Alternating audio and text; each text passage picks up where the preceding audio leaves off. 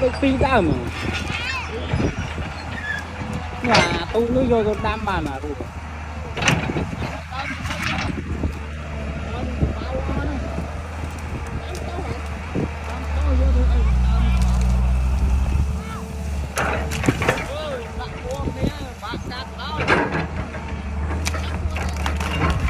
ôi rồi mặc rau